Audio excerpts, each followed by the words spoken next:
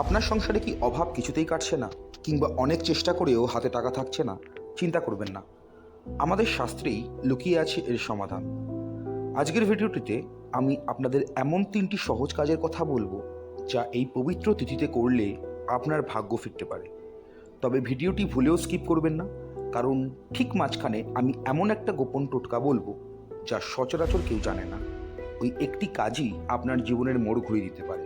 চলুন দেখে নেওয়া যাক। আগামী 1 ডিসেম্বর সোমবার পালিত হতে চলেছে পবিত্র মোক্ষদা একাদশী, গীতা জয়ন্তী। সারা বছরে এই দিনটি একবারই আসে।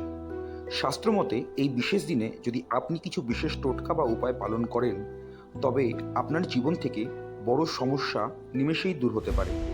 আজ আপনাদের জানাবো এমন 3টি শক্তিশালী টোটকা যা আপনার ভাগ্য বদলে দিতে পারে। প্রথম টোটকাটি হলো ধনসম্পদ বৃদ্ধির জন্য। আমরা সবাই জানি শঙ্খ মা লক্ষ্মী এবং ভগবান বিষ্ণুর অত্যন্ত প্রিয়।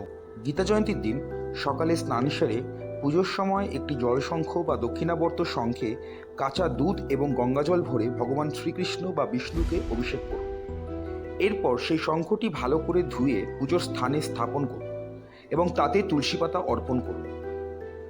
ফল বিশ্বাস করা হয় এতে মা লক্ষ্মী প্রসন্ন হন এবং সেই পরিবারে কখনো অর্থের অভাব হয় না। দ্বিতীয় টোটকাটি অত্যন্ত চমকপ্রদ। আপনার বাড়িতে কি অশান্তি লেগে আছে বা বাচ্চার পড়াশোনায় মন নেই? এই গীতা জয়ন্তীর দিন বাজার থেকে একটি নতুন ময়ূর পালক কিনে আনুন। এরপর বাড়ির ঠাকুর ঘরে শ্রীকৃষ্ণের চরণে সেটি অর্পণ করুন। পূজা শেষ হলে সেই ময়ূর পালকটি আপনার বাড়ির শ্রীমদ্ ভগবদ্গীতার বইয়ের ভেতরে রেখে দিন। এটি করলে কালসর্প দোষের প্রভাব কমে এবং বাড়িতে পজিটিভ এনার্জি বাড়ে। আর বাচ্চারা যদি এই পালক তাদের পড়ার বইয়ে রাখে, তবে স্মৃতিশক্তি বৃদ্ধি পায়। তৃতীয় এবং শেষ উপায়টি আপনাদের মনের সুপ্ত ইচ্ছা পূরণের জন্যে। গীতায় শ্রীকৃষ্ণ বলেছেন, গাছেদের মধ্যে আমি অশ্বত্থ।